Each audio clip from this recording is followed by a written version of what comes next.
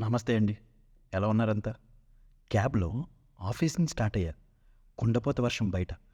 దిక్కుమాలిన వర్షాన్ని తిట్టుకుంటూ బయటికి చూస్తే కొంతమంది పిల్లలు వర్షంలో ఎగురుకుంటూ కనిపించారు. వాళ్ళని చూడగానే ఒక్కసారి చిన్ననాటి జ్ఞాపకాలు గుర్తొచ్చినాయండి. వర్షం వచ్చే ముందు మట్టి వాసన. అబ్బా! ఆ రోజులే వేరు. వర్షం పడుతుందంటే మొదట ఆనందం. ఆ రోజు స్కూల్ మానేయొచ్చు.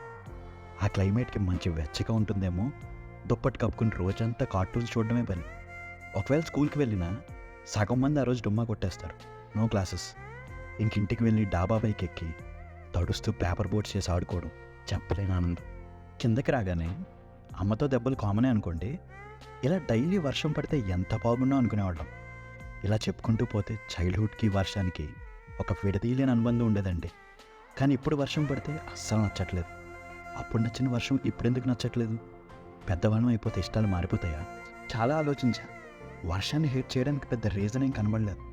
ఇంటికి ఒక 100 మీటర్స్ దూరంలో కారు దిగి నడవడం స్టార్ట్ చేశాను. చాన్నాళ్ళైంది వర్షంలో తడిచి. చాలా బాగా అనిపించింది. ఒక్క క్షణం ఆఫీస్ టెన్షన్స్ ఏం గుర్తు రాలేదు. చాలా రోజులకి నచ్చింది చేస్తున్న ఫీలింగ్. వర్షాన్ని ఎంజాయ్ చేస్తూ ఇంటికి వెళ్ళా. ఎంత ఏజ్ వచ్చినా జాబ్ చేస్తున్నా మారని మాత్రం ఏవైనా ఉందంటే వర్షంలో తడిచినందుకు మా అమ్మతో చివాట్లు. ఉంటా అండి. ఇట్లు మీ రన్నింగ్ మోయ.